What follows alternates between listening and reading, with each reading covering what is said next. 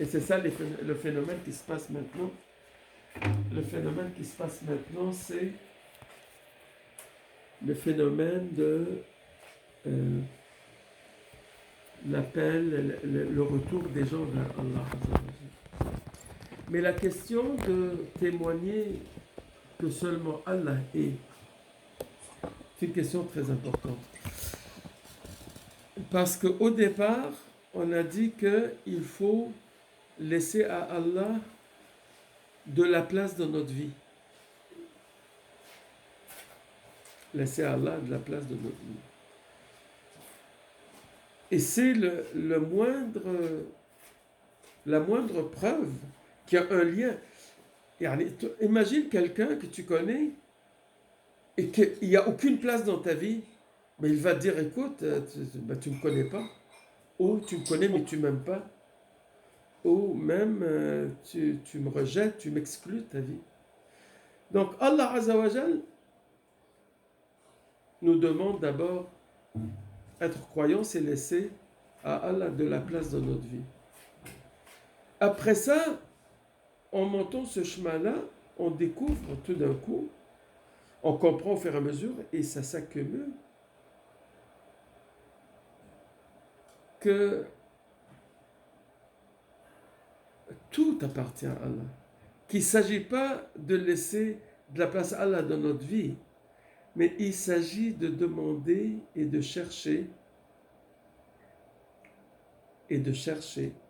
à avoir nous de la place dans la présence d'Allah. C'est pour ça que, ultimement, ça devient même une question à propos de l'éternité. Parce qu'une place dans la présence d'Allah exige un accès à l'invisible, au monde de l'esprit, au monde de la spiritualité, au monde de l'éternité. C'est pour ça que dans la tradition soufie, on dit au départ, la ma'bouda illallah. Il n'y a d'adoration à faire que pour Allah, ou de worshipping, adoration.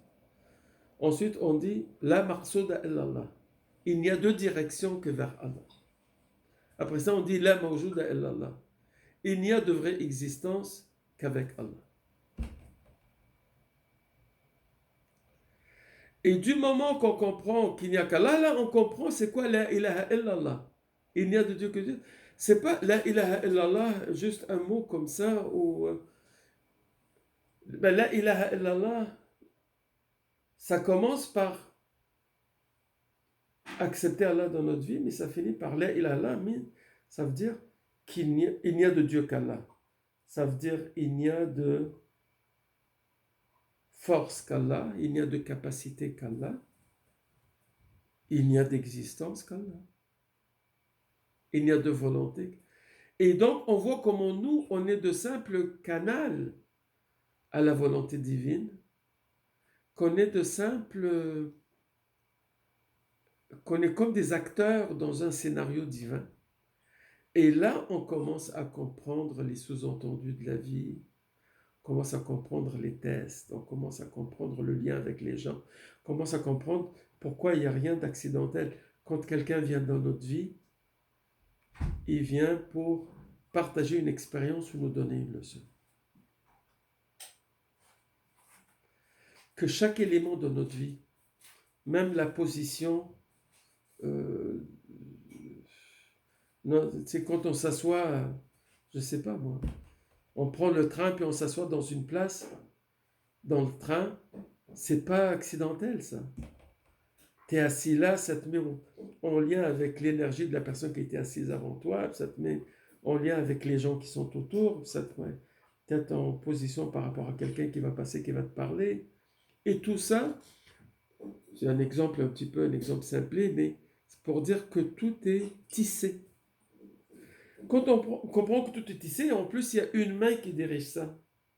C'est ça les croyants. Pourquoi les croyants sont si relax? Je te dis, c'est pas qu'ils laissent faire tout, ou comment ils appellent ça? Ils ont un mot même péjoratif à propos des gens qui laissent tout à Allah. Comment ils appellent ça? Ce sont des... Je ne me rappelle plus le mot. Mais, ben non, c'est en fait, on comprend le, on comprend la structure, y compris la structure cachée de la vie. Et on comprend qu'est-ce qui l'a fait bouger, c'est quoi l'énergie qui l'a fait bouger, c'est quoi dans quelle direction elle va, pourquoi on est là-dedans.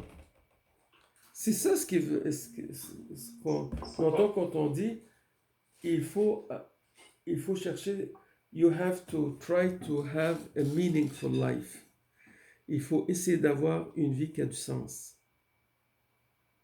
Une vie qui a du sens. Pourquoi une vie qui a du sens? C'est sûr, quand on est jeune, tous les jours, on travaille, on essaie de rester en forme, on essaie de garder les gens qu'on aime, on essaie de ne pas tomber malade, on essaie de remplir des objectifs, ramasser un petit peu d'argent, acheter une maison, tout ça. Mais après ça, on tombe dans quelque chose à propos duquel tous les vieux, quand on se rend à 60, 65, 70 ans, disent tous la même chose. Mais tu sais, tout ce temps-là, c'était pas ça ce qui était important. Il y avait d'autres choses d'important. C'est quoi l'autre chose qui est importante? L'autre chose qui est importante, si toi, tu es croyant, tu sais que tu t'en vas vers l'éternité. Ce qui est important, c'est là où tu vas. Donc tu te prépares.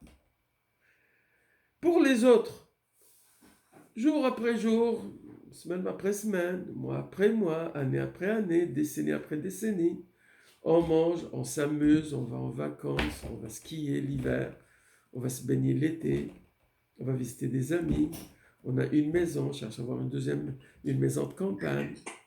Ça pour les gens qui sont aisés. Pour les autres, essayer d'améliorer leur situation. Les enfants vont réussir, les enfants vont avoir des diplômes, les enfants vont se marier. Mais après ça, tu dis, ok, moi j'ai fait ça comme tout le monde. Alhamdulillah, c'est bien. Mais qu'est-ce que tu as entre les mains pour ton éternité?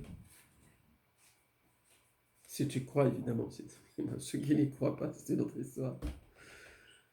Alhamdulillah.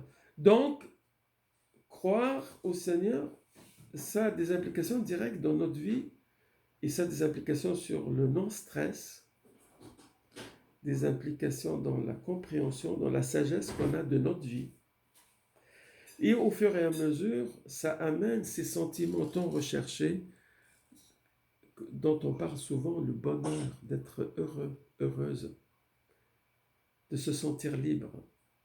Et c'est drôle, parce qu'autant le bonheur que la liberté doivent passer par leur opposé.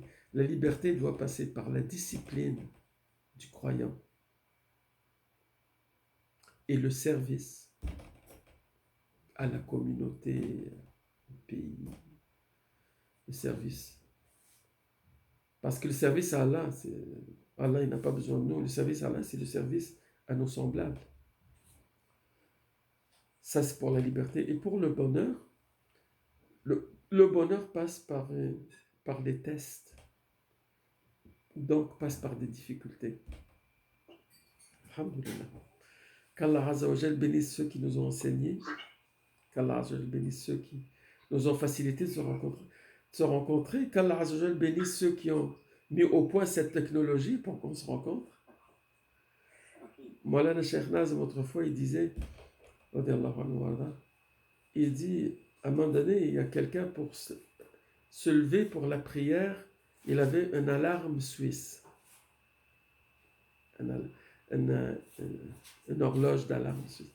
Et Maulana lui dit, mais c'est l'alarme qui t'a réveillé, il t'a aidé à remplir ton but de prier dans la nuit. Il lui a dit oui. Il lui a dit, tu ne penses pas que la personne qui a fait cette alarme-là mérite une bénédiction avec toi de t'avoir facilité? Évidemment, mais évidemment.